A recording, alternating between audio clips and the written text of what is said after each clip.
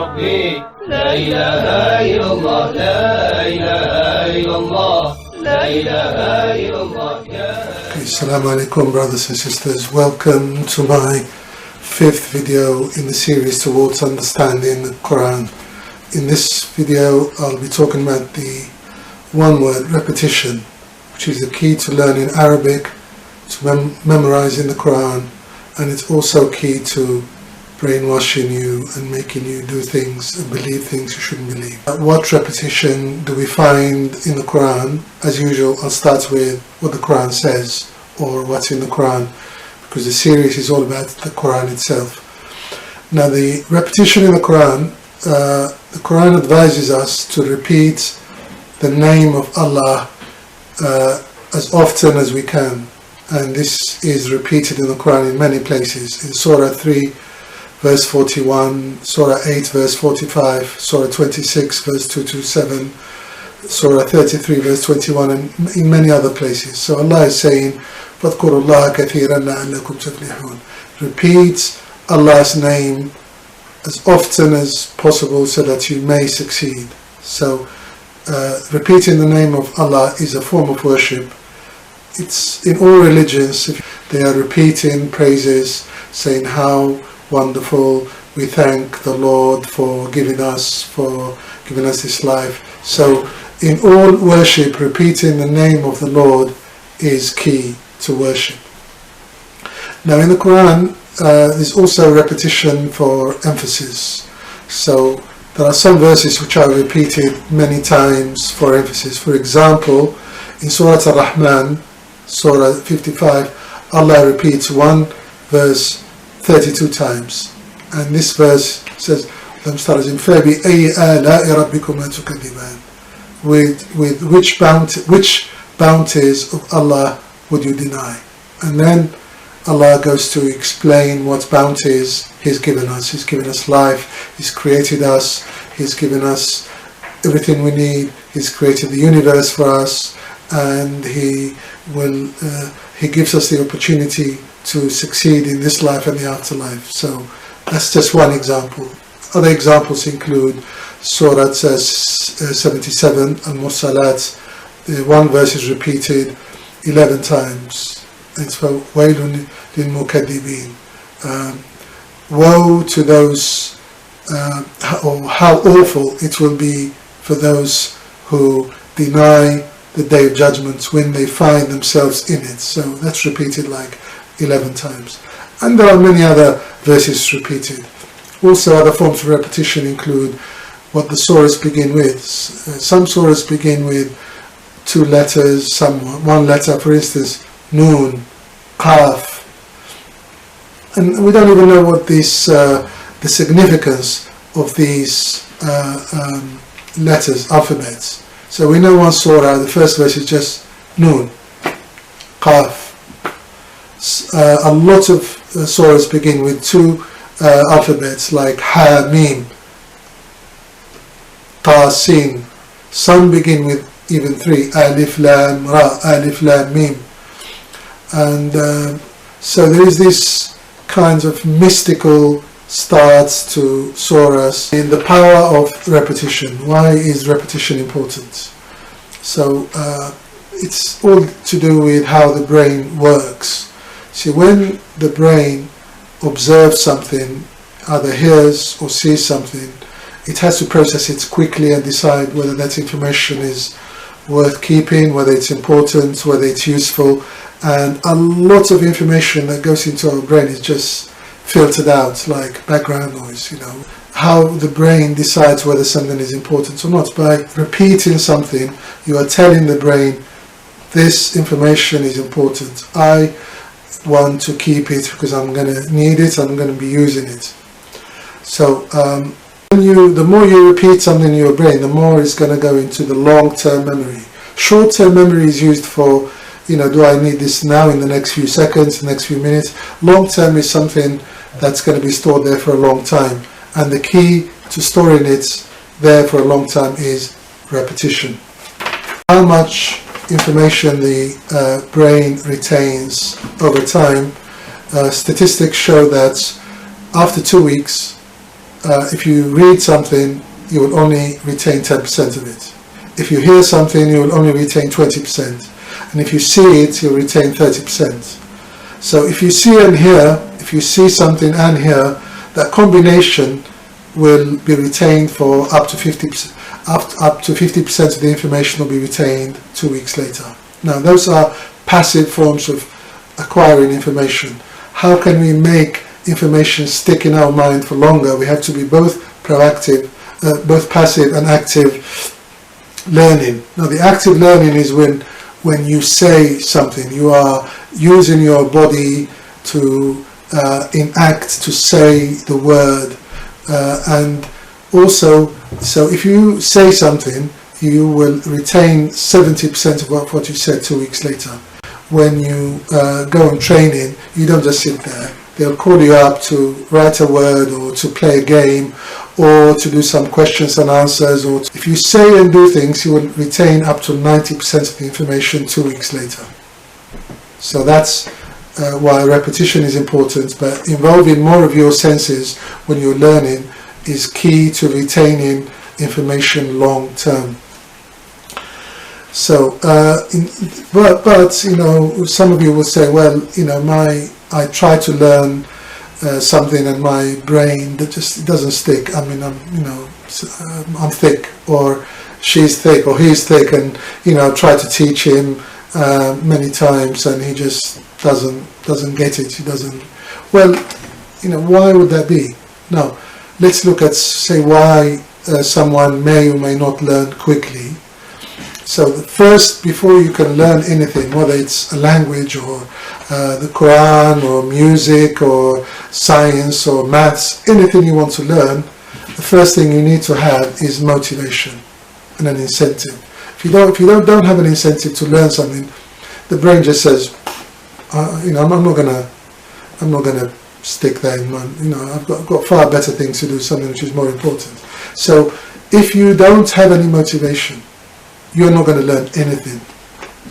So how do we get motivation in terms of, you know, we're talking about the Quran in Arabic. I mean, the biggest motivation for learning the Quran is the Quran itself. Quran is the last revelation from God, and it was sent to us in Arabic. So we have an incentive to learn both. And the Quran itself says, فَقْرَأُوا مَا تَيَسَّرَ مِنَ الْقُرْآنِ. Learn of the Quran as much as you can. The word iqra means read and learn both. So the Quran says to us, learn as much of the Quran as you can. Now, as the Quran itself is in Arabic, we should learn as much of Arabic as we can. I'm not saying everyone who is watching this should become perfect in Arabic or should master Arabic or should learn the whole Quran. No, even the Quran itself said learn as much as you can. I mean, depends on your brain capacity, depends on the time you have, it depends on how busy you are and your motivation. But you know, every Muslim should be motivated to learn some Quran and some Arabic. Whether some people can learn faster than others, it's been scientifically proven that you know, if you look at the normal distribution of the learning capabilities, you'll find that most people have a normal ability to learn to learn anything, and this sort of applies to between 70 and 80% of people. But even within those 70 to 80% of people, there are variations. One person may have to repeat a word 5 times for it to stick. And another person may have to repeat it 20 times, another person may have to repeat it 50 times. So even in the normal set of the normal distribution, you know, not every brain is the same. But there's also 10% on either side who are either extremely quick at learning because their brain is more adapted and more advanced in learning, and there is like a very small minority, less than 1%, who excel at learning. They only have to look at something once and they will retain the information for forever, and they call that photographic memory. But within the 10% of those who are quick learners, mashallah, they can just repeat something once or twice and it sticks. On the other side, we have the up to 10% who find it very difficult to learn because they have some form of disability or another. Some have a mild disability like dyslexia, so they'll have to compensate. So instead of reading more, they'll have to hear more and say more rather than just depend on reading the words. So they'll have to find some sort of compensation way of learning, i.e. depend more on the visual imagery, on the sound, rather than just the word itself, just looking at the word and repeating it. Now, in the 10% who have disabilities in terms of learning, there are some less than 1% who have an advanced form of, say, disability in terms of learning. I'm not talking about physical disability, because someone may not be able to move at all or have any limbs, no hands, no arm, and they can still learn the Quran, all of it, mashallah, because they may have hearing and visual, which is for more than, even if they're blind, they can use braille to learn the Quran, mashallah. It's not that, it's whether the brain itself has been damaged or it was born with a capacity that it can't learn easily. Then those ones may not be able to learn as quickly or may not be able to learn much. But for most people, 70 to 80%, repetition will help you, inshallah. Learning, say, Arabic or other languages is what I call differentiation. What do I mean by differentiation? It's, say you are learning Arabic and you're an English speaker or a European speaker, where do you begin? So the first thing you need to learn is, say you learn the alphabet, you learn that's how in Arabic you write right to left, not left right. So you learn all these alphabets. It doesn't take too long. The only problem is there are some sounds which, as a European or an American, you may not be able to immediately pronounce. And these are the throat sounds in Arabic. These are ha, kha, ain, ghain, qaf, and then there is a difference between ta and ta. Now, a lot of these sounds do exist in other languages, in European languages. For instance, English has H, ha, house. Spanish has kha. French has the ra sound. The two sounds, the two throat sounds which don't exist in probably none of the other languages, including Hebrew, are the ha, like in my name Ahmed, and the ain, like Abdullah, These two sounds are difficult for people who have never tried to learn Arabic before. So, differentiation, brothers and sisters, learn what is different and try to master it, so that when you say a sound, when you say a word, you say it as perfectly as you can. And I'm not talking about the accents are different things. People can also master accents, but those are last. So one needs to master the words, the sound. Like, say Ahmed, not Ahmed or Aghamed. But the throat sounds are very important to learn. Now, they're not impossible, and they don't mess up your throat. You don't, in Arabic, you don't go like, that's just on the films. The throat sounds are mainly the beginning of a sound, and the rest is just normal sounds, like ha. That's, it's not ha. It's not how Arabic is spoken. So, why should you learn to differentiate these sounds, and how can you learn to differentiate them? Now, these days it's quite easy. You can go online, you can go to classes, to people who have mastered these sounds. And I know, you only have to look on YouTube to see that there are people who started learning Arabic who were either native English speakers or Urdu speakers, and within some time the Arabic is even better than most people in the Middle East.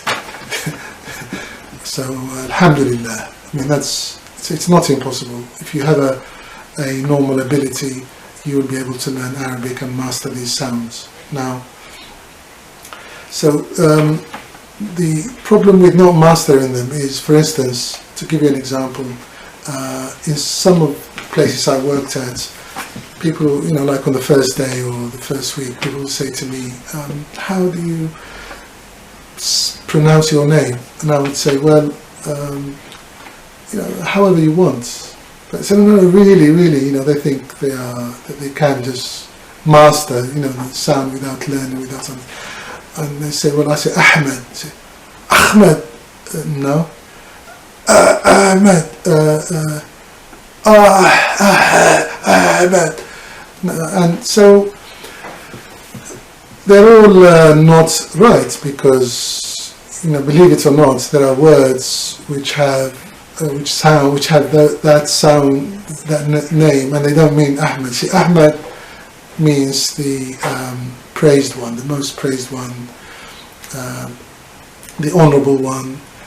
But the others, like Ahmed or Ahmed, they all mean the opposite. They don't mean good. They mean, well, Ahmed, like a lot of Northern Indians and some Europeans would call me Ahmed. Well, that's fine. I mean, that means the one who is calm or settled, or calm down. Ahmed means calm down. So instead of calling me my name, they're asking me to calm down. And the others mean, like Ahmed means something else. Ahmed means it's confused, the most confused or something. So in other words, we really should learn to make those sounds. Initially it will be difficult, but after a while they become your ears and your brain will become tuned to differentiating between those sounds. So my advice is, please learn these throat sounds. Now let's look at memorizing the Quran. What do you need to memorize the Quran? If you are in the normal distribution of learning ability, then repetition is key, as I've said all along. This is all to do with repetition.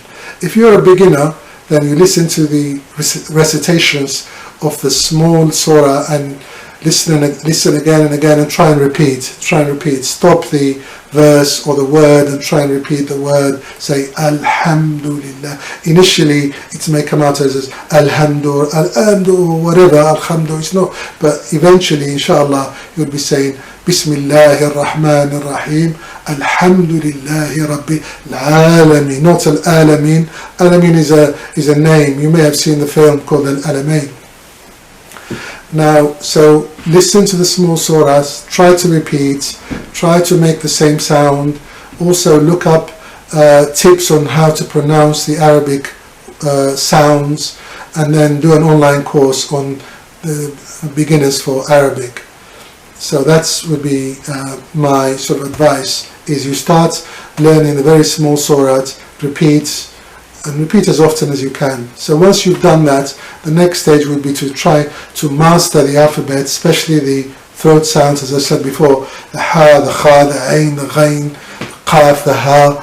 Try and master those, and learn to start to write words in Arabic, and then learn and memorize as many little surahs as you can by listening and repeating, and then start repeating from memory. Not just listening and watching, whatever. Just from memory, see if you can repeat a surah. And if you can only repeat some of it, then go and try and relearn it again. So that's the intermediate level. And then do an online course or a real course on intermediate Arabic. Those who are now learning the alphabet and the sounds. Those who have started to learn Arabic and the alphabets. And then once you start getting to the advanced sort of level, I would suggest that you learn more surahs, you practice them more, you repeat them more, but crucially you should try and write them, because as I said earlier, the writing will help. So you are looking at the words, write the words and say the words. That combination will help you learn the Quran quicker than just listening and repeating, because when you're writing, you're making the brain keep that information for longer. So, and then hopefully you will begin to learn to read Arabic, you will master the sounds. Then in the Quran, what you need to do is then at the advanced stage learn the tajweed. Tajweed is basically how to read the Quran properly, you elongate the words where you elongate, and you stop where you should stop, put the emphasis where you should put the emphasis. I mean, that's an advanced form. So, but the more you learn of the Quran, the more you can repeat and say and pronounce properly, the more you will begin to appreciate the prayers that you say every day. Repetition is well known as a method of getting things to stick in your memory, and this is why you'll find a lot of songs repeats words to make the song stick in your mind. And also, if you watch television a lot, you'll see that adverts, they repeat the advert itself many times, and then in the adverts you'll see the same image again and again, and the words again. So, the more you sit there watching television, the more you're gonna be programmed to accept things you shouldn't accept, or to do things you shouldn't be doing. Either you accept things that you shouldn't accept, like people, doing sinful stuff, and you're watching, and you shouldn't be watching, and you're wasting time, shouldn't be wasting time. Or the adverts themselves will sort of make you do things you shouldn't do, either do sinful stuff, or make you buy things you shouldn't buy, or gamble. Oh, look at me, I won £1 million, all I played is £1. So all these people who are happy, who have won millions of pounds, what about the tens of millions who haven't won anything and they've been playing for years and years? But anyway, even if you win, it's still haram. It's haram to play, haram to earn that money. You will get no rewards for it, even if you give it away to the poor. So be careful of advertising, because you will be brainwashed not only into accepting illicit and immoral activities, because you're watching them again and again, and the brain begins to accept them as normal. You see people fornicating, it's normal, it's pleasurable, why shouldn't I be watching? People are gambling, well, everyone is gambling, why shouldn't I gamble? People are drinking, and so on. So be careful of adverts, and be careful of films. Now, when it comes to the television and advertising in general, there's two words I want you to sort of think about. One is persuasion. Adverts will persuade you to buy things you don't need, or buy things you don't want. You don't even want them, but they persuade you that you do want them. Look at me, I'm so happy and I'm so fit, I've had this facial uplift and I'm 20 years younger. But they don't show you the other 90% who look much worse than before. They've spent thousands of pounds, but they look much worse. You see them on social media, but you don't see them on the adverts for the operation, where you pay 5, 6, 7, 10,000 pounds to have a face change, which makes you look worse. Now, in terms of brainwashing, the television in general sort of brainwashes you. It rewires the brain, the neural nets in your brain, to make you accept things you normally would not accept, or to make you believe as fact what is fiction, and as fiction what's fact. That's the most powerful thing about the film. So you think you're watching a film, but actually you're being brainwashed. You're being brainwashed to accept as truth something which is false. But in time, your brain accepts it as true, even though it's utterly false, made up, fake news. But because you see it again and again, and you hear it again and again, your brain says, well, I'll keep it. That you told me to keep it. You've been brainwashed. Also, films and adverts, they lead you. It's a satanic way of leading you to sinful things slowly and slowly. That's what the brain. That's how shaitan works. Shaitan, yuwaswisu fi sudurin nas. He just sort of keeps bringing a sinful idea. Do this sinful thing. Do this sinful thing, until eventually you think you're saying it to yourself, and you go and commit sin because somehow you think you desired it. In the same way, television will make you believe that you desire this thing that you don't desire. You never desired it. You know it's bad for you, but you're being brainwashed. Now, be careful of the films you watch, because the films you're watching, you're not just relaxing. You're not, it's not just enjoyments. They are putting ideas into your mind. And if you're not careful, you're being brainwashed to accept immoral things as moral, and moral things as immoral. Sin as okay, and anything which is moral as bad. You're backwards. You shouldn't be doing that. So be careful, brothers and sisters, of brainwashing in adverts and in films. Also in games. Some of you young brothers and sisters, you think you're just playing games. You kill.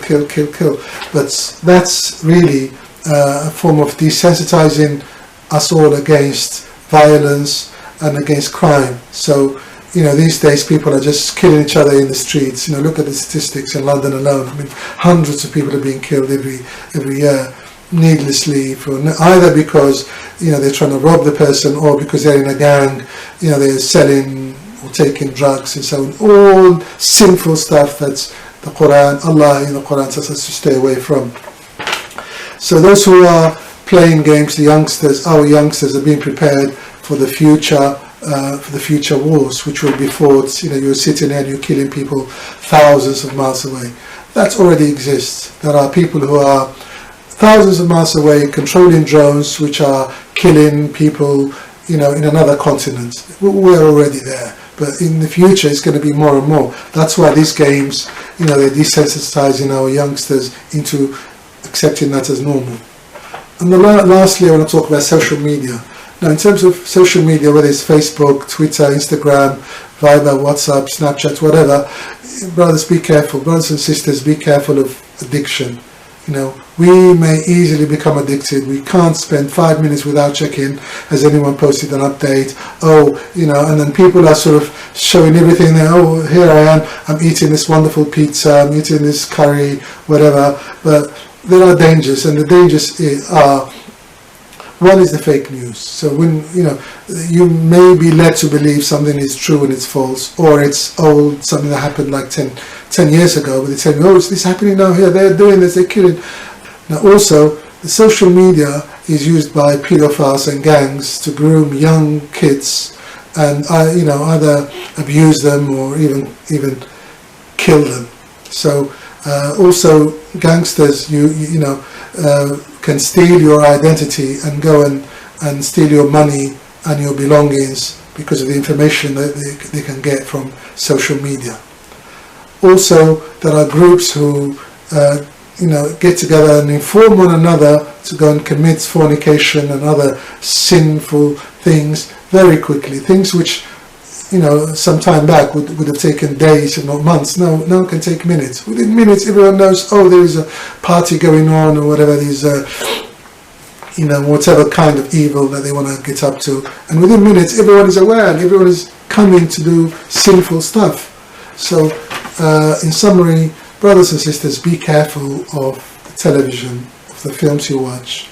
Now, there are some good stuff, some Islamic stuff, some moral films. There are moral songs which are good. Most songs, be careful of the songs you watch on television, because they just promote evil and satanic things.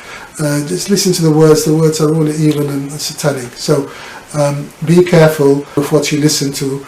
Listen to the Islamic songs, or songs which lead you to do moral and good things. Those are fine. Cultural music about the homeland, about childhood, whatever, fine. But things which tell you to commit fornication or take drugs or shoot one another, please avoid those songs, avoid those video clips. In summary, brothers and sisters, thank you for joining me in this 5th video in repetition, which is key to learning the Quran and learning Arabic, and also to brainwashing. Be careful, brothers and sisters. Don't be brainwashed.